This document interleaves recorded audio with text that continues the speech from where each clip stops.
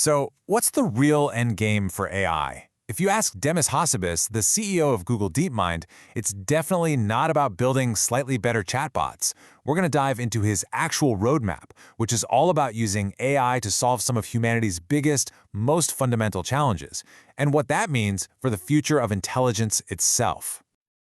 Just let that sink in for a moment. This is the sentiment coming from the absolute cutting edge of AI research.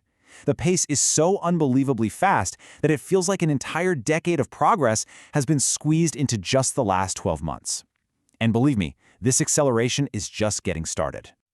You see the headlines every day, but beyond all that noise, what's the grand plan here? According to Hassabis, the point isn't just to build a smarter assistant. It's about forging an entirely new tool for discovery, something that can help humanity solve its most profound problems. So first up, let's talk about what this 10-year leap really looks like in practice. And that leap brings us right to the first major goal on the roadmap, taking this newfound power and pointing it directly at the biggest, gnarliest problems in science, using AI as a brand new tool for discovery. To do that, Hassabis talks about tackling what he calls a root node problem.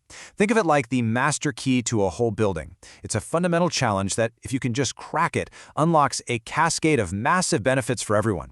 The perfect example of this in action was AlphaFold. By solving the protein folding problem, it just blew the doors wide open for new discoveries in medicine. It was the first real test of this whole idea, and it was a spectacular success.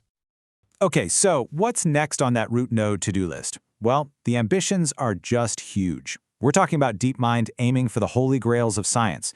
Things like cracking fusion energy, discovering room temperature superconductors, designing way better batteries, even tackling quantum error correction. These are some of the biggest challenges out there. And this is where you can really see the stakes. Let's just take fusion for a second. DeepMind is already using AI to help control the super hot plasma inside fusion reactors. If they can crack that, we could literally solve the climate crisis. Hassabis points out that with virtually free, clean energy, things we can barely do now, like large-scale water desalination, or even creating rocket fuel right out of seawater, suddenly become totally possible. It changes, well, everything. Now, solving these massive scientific problems is one thing, but the ultimate prize, the end goal of all of this, is building artificial general intelligence, or AGI. That's an AI with human-like cognitive abilities. But the path to get there isn't a smooth, straight line. It's what Hassabis calls a jagged frontier.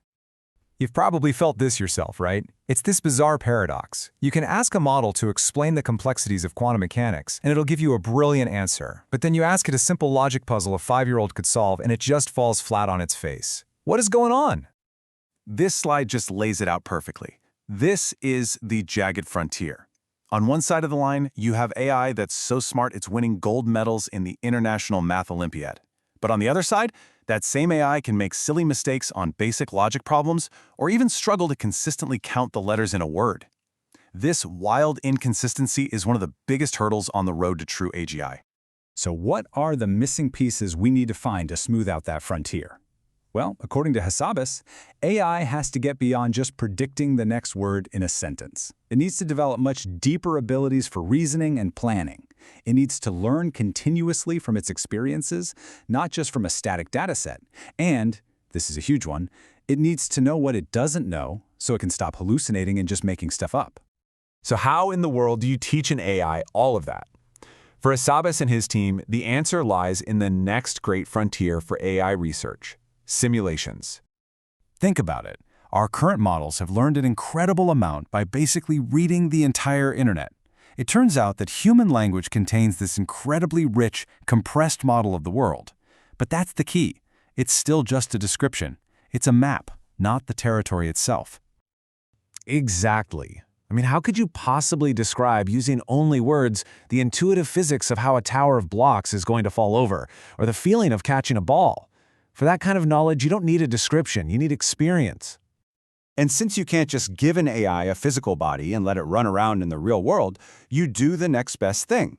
You build it a virtual one, a sandbox universe where it can play, experiment, and learn the fundamental rules of reality all on its own. And this is what's known as a world model.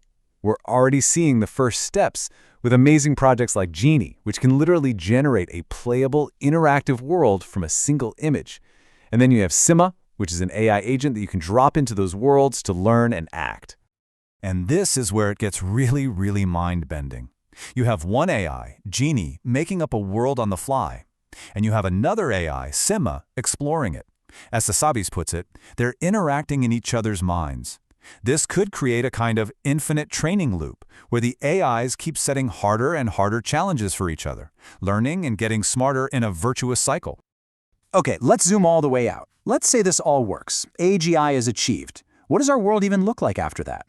Well, Hassabis compares it to nothing less than a new industrial revolution. But here's the absolute kicker. The original Industrial Revolution. That unfolded over about a century. Hassabis predicts the AGI revolution will be 10 times bigger in its impact and happen 10 times faster. We could be talking about a transformation of that scale happening within a single decade. That incredible speed is exactly why we need to be thinking about this stuff right now. This kind of rapid, fundamental change forces us to ask some huge, uncomfortable questions. Our entire global economy is built around the concept of human labor. What happens when intelligent, automated labor becomes cheap and abundant? How do we adapt our systems? And maybe even more importantly, what does that mean for our own sense of purpose?